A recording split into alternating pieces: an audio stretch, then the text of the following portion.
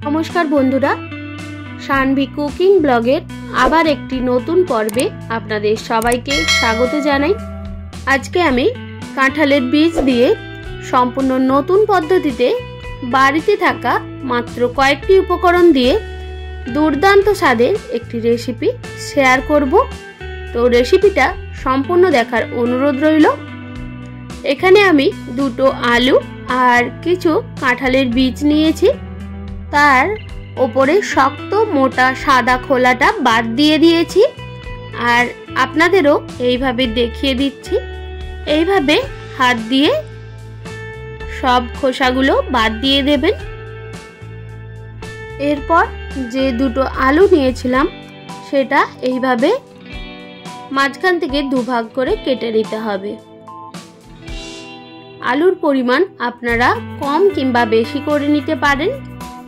एरपर काँठालेर बीजगुलो और आलू और परिमाण मतो जल दिए प्रेसार कुकारे दुटो सीटी मेरे ठंडा करे निते हबे।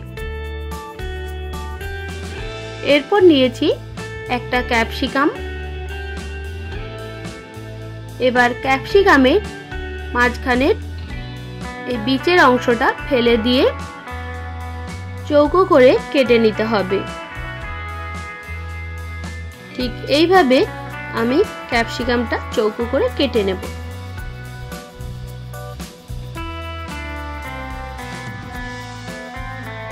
এরপর আমি একটা মশলা রেডি করে নেব। সেই জন্য মিক্সিং জারে প্রথমেই দিয়ে দিতে হবে আদা। এখানে আমি 1 ইঞ্চি মতো আদা নিয়েছি আর নিয়েছি ঝালের জন্য 4 থেকে 5টা কাঁচা লঙ্কা আর দুটো কাশ্মীরি লঙ্কা। তবে এটা সম্পূর্ণই অপশনাল, এটা আমি কালারের জন্য ইউজ করছি। এবার সামান্য পরিমাণে জল দিয়ে একটা মিহি পেস্ট বানিয়ে নিতে হবে। প্রেসার কুকারে দুটো সিটি দিয়ে কাঁঠালের বীজগুলো ভালোভাবে সেদ্ধ করে নিয়েছি। এরপর ঠান্ডা করে आलूर खोसा এইভাবে ছাড়িয়ে কাঁঠালের বীজের মতোই ছোট টুকরো করে কেটে নিতে হবে। এইভাবে আমি সব আলুগুলো টুকরো করে কেটে নেব। এরপর চলে যাই মূল রান্নার দিকে। প্রথমে একটা কড়াই বসিয়ে দিয়ে দেব সামান্য পরিমাণে সরিষার তেল আর কেটে রাখা আলুগুলো দিয়ে স্বাদ মতো নুন দিয়ে আলুগুলো ভেজে নিতে হবে। আর দিয়ে দেব সামান্য পরিমাণে হলুদের গুঁড়ো, যাতে আলুগুলো ভাজার সময় একটা সুন্দর কালার আসে। আলুগুলো যেহেতু আগে থেকেই সেদ্ধ করা রয়েছে সেই জন্য খুব বেশিক্ষণ ভাজার প্রয়োজন নেই। 2 মিনিট মতো ভেজে নিলেই হবে। আলুগুলো ভাজা হয়ে গেছে, এবার নামিয়ে রাখলাম। এরপর ওই কড়াই আবারও সামান্য পরিমাণে তেল দিয়ে এবার সেদ্ধ করে রাখা কাঁঠালের বীজগুলো একটু ভেজে নেব। কাঁঠালের বীজগুলো দেওয়ার পর তেলের সঙ্গে মিক্স করে নিয়ে দিয়ে দেব স্বাদ মতো নুন আর সামান্য হলুদের গুঁড়ো। এবার কাঁঠাল বীজেও 2 মিনিট মতো সময় নিয়ে ভেজে নিতে হবে। আর এই সময় আমি আবারও একটা মশলা রেডি করে নেব। তাই জন্য মিক্সিং জারে দিয়ে দিলাম 6 থেকে 8টা কাজু বাদাম আর কয়েকটা কিশমিশ আর 1 চামচ চালমগজ। এবার সামান্য পরিমাণে জল দিয়ে এর একটা মিহি পেস্ট বানিয়ে নেব। এদিকে আমাদের কাঁঠালের বীজে প্রায় ভাজা হয়েই এসেছে। আমি আবারও ভালোভাবে নাড়াচাড়া করে নিলাম। এবার কড়াই থেকে নামিয়ে নেব।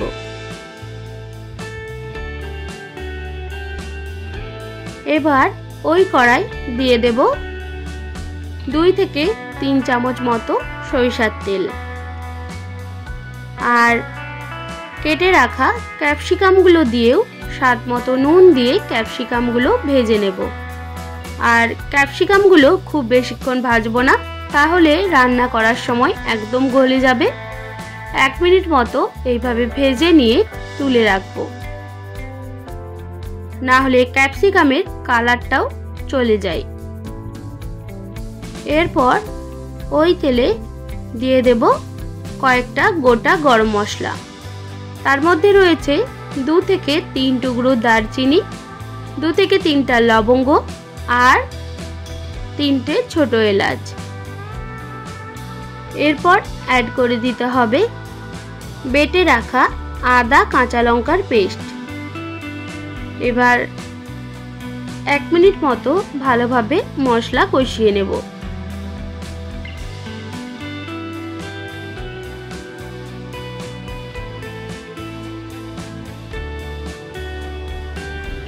এক মিনিট মতো মশলা কষিয়ে নেওয়ার পর অ্যাড করে দেব বেটে রাখা কাজু কিশমিশ চার মগজের পেস্ট, আর দিয়ে দিলাম মিক্সির মগ ধোয়া জল। এবার খুব ভালোভাবে মশলার সঙ্গে মিক্স করে আরও 1 থেকে 2 মিনিট মতো মশলা ভালোভাবে কষিয়ে নিতে হবে, যতক্ষণ না পর্যন্ত মশলার সাইড থেকে তেল কেটে বেরিয়ে আসে। এরপর অ্যাড করে দেব কিছু গুঁড়ো মশলা, দিয়ে দিলাম সামান্য লঙ্কার গুঁড়ো আর স্বাদ মতো নুন, আর সামান্য পরিমাণে চিনি, নুন মিষ্টির ব্যালেন্সের জন্য।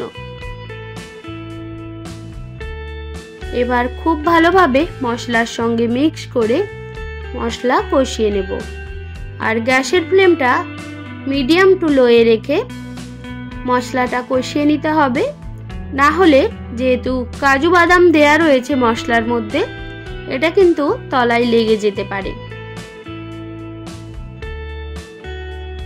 তো ফিরে আসলাম 2 মিনিট পর। মশলা অনেকটাই শুকিয়ে এসেছে, আরও 1 মিনিট মতো মশলা কষিয়ে নেব। মশলা কষানো একদম রেডি হয়ে গেছে। এরপর অ্যাড করে দেব 2টো ছোট সাইজের টমেটো, তার মাঝখানের বীজের অংশটা বাদ দিয়ে এইভাবে 4 ভাগ করে কেটে রেখেছিলাম, আর ভেজে রাখা কাঁঠালের বীজে আর ক্যাপসিকাম আর ভেজে রাখা আলু। এবার মশলার সঙ্গে সব উপকরণগুলো ভালোভাবে মিক্স করে নিতে হবে। তো বন্ধুরা, আপনারা একবার এইভাবে কাঁঠালের বীজ দিয়ে রেসিপিটা বানিয়ে দেখবেন।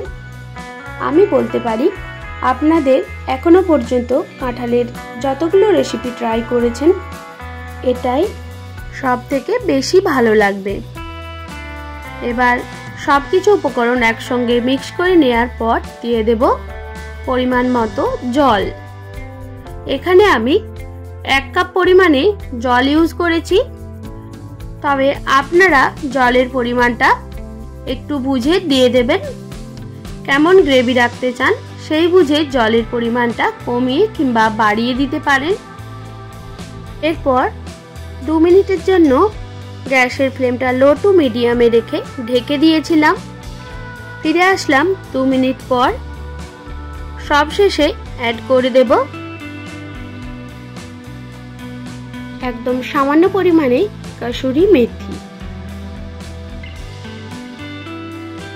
এবার সবকিছু একসঙ্গে মিক্স করে নিয়ে আবারও 2 মিনিট মতো গ্যাসের ফ্লেমটা লো টু মিডিয়াম রেখে ফুটিয়ে নিতে হবে, যাতে গ্রেভিটাও আর একটু শুকিয়ে যায় আর সব কিছুর মধ্যে সুন্দর একটা ফ্লেভার চলে আসে।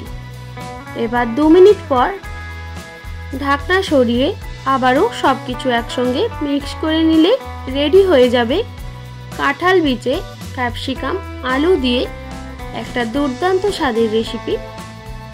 আশা করি আজকের রেসিপি আপনাদের ভালো লেগেছে।